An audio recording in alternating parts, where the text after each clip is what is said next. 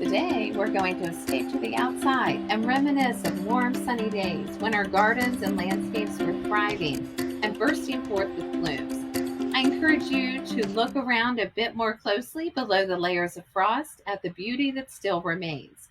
While cold, dreary winter months can feel long, there are many hidden treasures to be found in your surroundings. Through this series, we'll be exploring a variety of plants, trees, and shrubs that have winter features.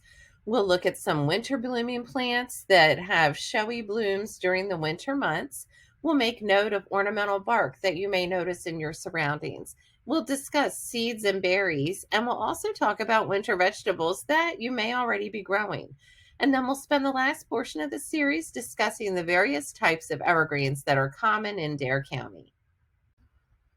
And just a reminder, as I've mentioned before, anytime I try to plant a new border garden or add some plants to my landscape, I always try to plan for blooms, colors, or point of interest that will last throughout the growing season and even into the winter. I call this all season gardening, and planning for this keeps your garden and landscape beautiful and interesting. It encourages birds and wildlife to frequent your home, and they also provide some wonderful points of interest. You'd be amazed at what some of the nuts and seeds and berries can add to a landscape, and you will only get to capture these beauties during the fall and winter months. Now let's talk about berries and seeds. Many of the plants that we plant for spring, summer, and fall blooms can produce beautiful seed heads that, again, act as an attractor to wildlife. And one of these I'm going to talk about is the purple coneflower or echinacea. There's many different varieties and cultivars of this, so they're not only purple or pink producing. There's oranges, reds, whites, pinks. They've come a long way with the hybridization of these varieties. But what makes these wonderful is these spiky globes that are on the end of each stem attract songbirds, particularly the American goldfinch, to your garden. They love to eat the seeds, and it's so fun to look out the window and see these little birds perched on the seed heads of this wonderful plant that adds wonderful color to your garden through early summer and mid fall. They also are great pollinator attractors, and the butterflies leave them. So be sure to, as you're cleaning out your garden, leave on some of the flower heads that produce the seeds. You will not be sorry when you see the birds that flock to these in the winter months. Here in North Carolina, in Dare County, we have commonly known the native Yelp holly, which is Ilex vulmatoria. This is an evergreen shrub or small tree, and it is native to the eastern part of the United States. It is primarily found in the coastal North Carolina region, and it can reach heights up to 20 feet tall. So it can be used as a great landscape plant in many different uses. What makes this so fantastic is that it has lovely red berries and glossy green oval shaped foliage that remains a great addition to the landscape, not just in the wintertime, but also throughout the year. So this one is a seasonal key piece that will add a point of interest through your four season gardens. And I would encourage you to look into installing some of these in your yard. Now, this next plant I'm going to share with you is probably one of my personal favorites, and it's so exciting to be able to grow it really well down here in Dare County, North Carolina. But it is the American beautyberry. Its botanical name is Kellycarpa americana, and this is a native to central and southeastern parts of the United States.